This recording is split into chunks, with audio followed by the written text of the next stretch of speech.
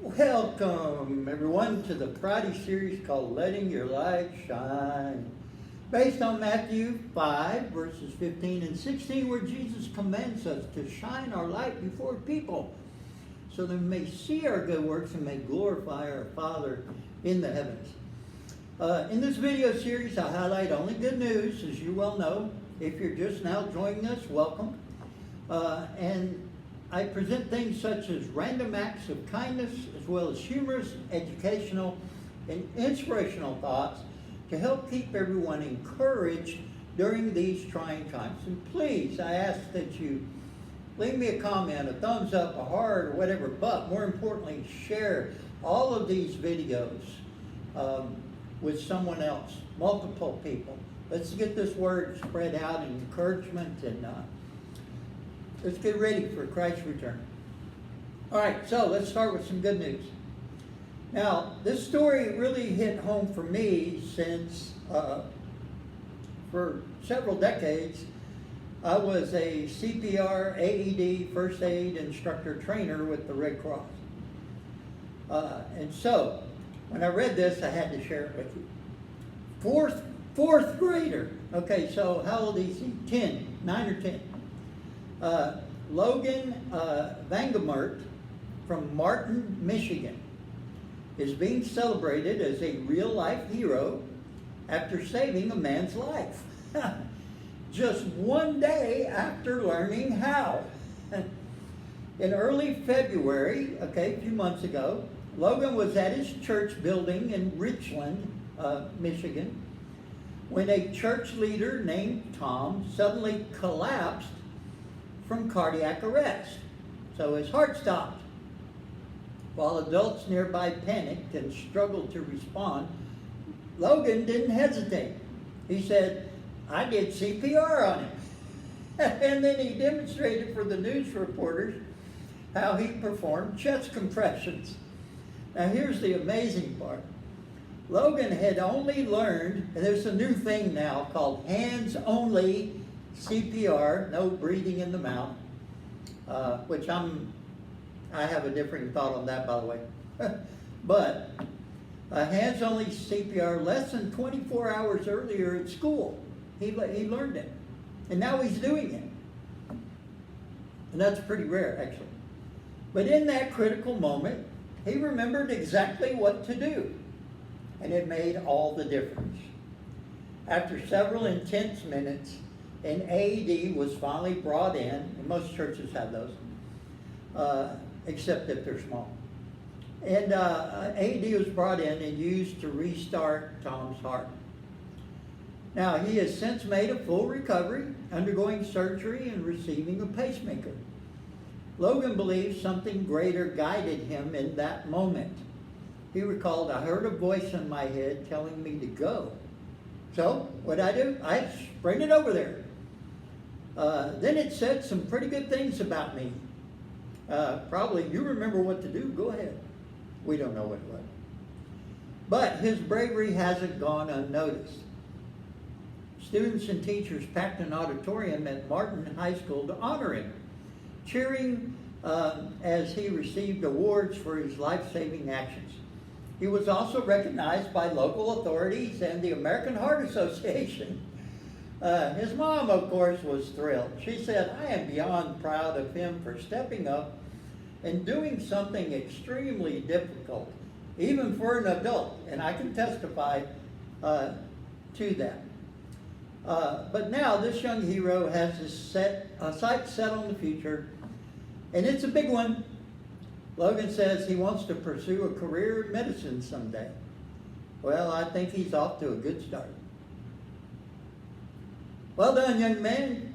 All support to you. And now to our fun fact of the week. Did you know, and I'm betting money you didn't, did you know that it snows metal on the planet Venus? Yes, I said that right, metal. 2 types have been found. Galena and bismuthinite. I don't know how to say that. Bismuthinite. 2 types of metal. There you go. And now here's our riddle of the week. And this is an easy one, folks. If you don't get this, well, I don't know what to say. A farmer had 17 goats. All but 6 died. How many survived?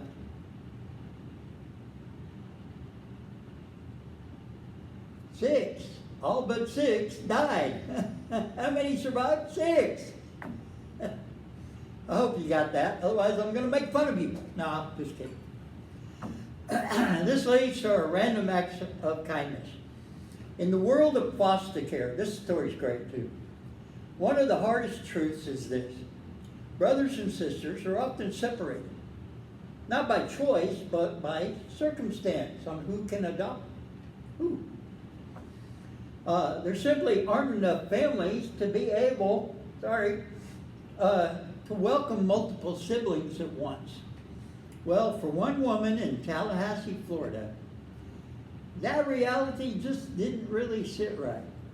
Ashley Anderson had spent years as a clinical social worker, working closely with foster families and seeing the system up close. The need was clear, and so was something else. Her personal desire to become a mom. Now, Ashley shared, I met a lot of foster families in my job, and I always knew I wanted to be a mom. All right, so instead of going out and getting married and having a kid of her own, what'd she do? She took a leap and became a licensed foster parent. Okay, well, that's one way to do it, if you don't want to get married.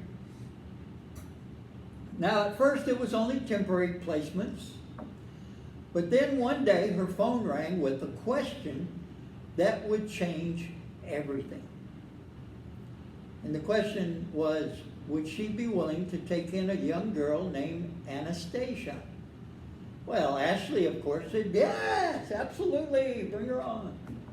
Well, not long after, the phone rang again, this time about Anastasia's sister, Aaliyah. For Ashley, the answer was just as clear. Bring her on. Then came a third call.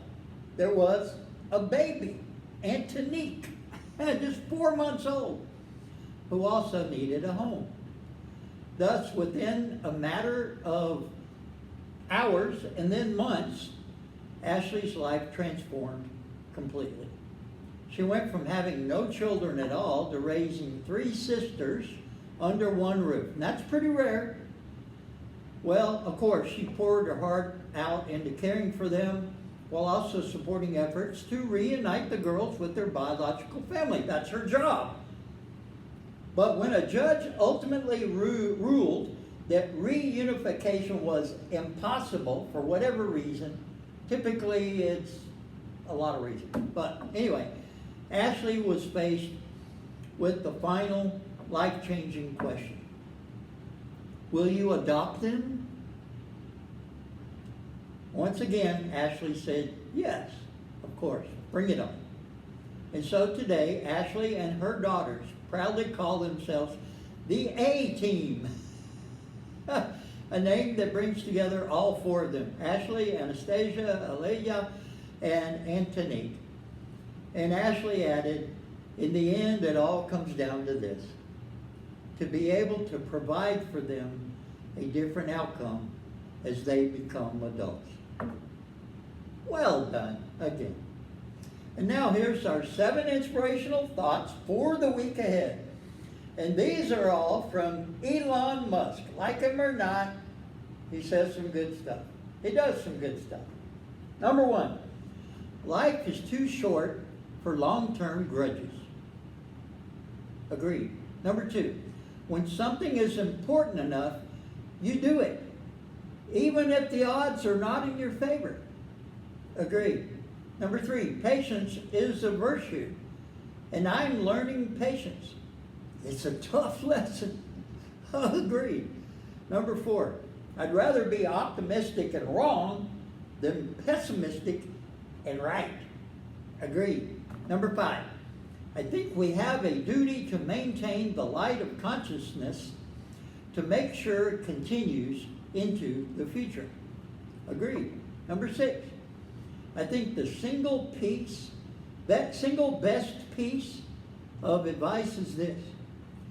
Constantly think about how you could be doing things better.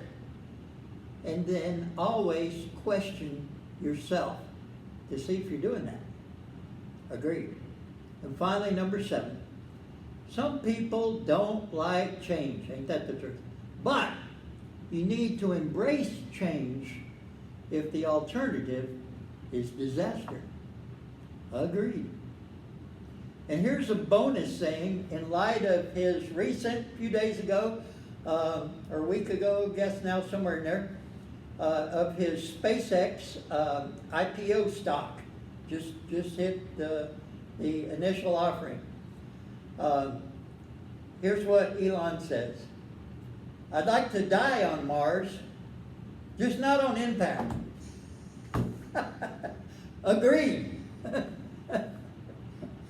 And that brings us to the best news of all, the good news of Jesus Christ.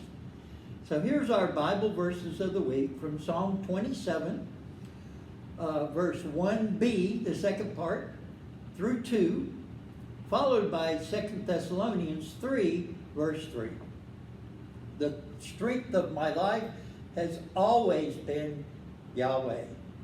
From whom then will I be afraid? I got Yahweh.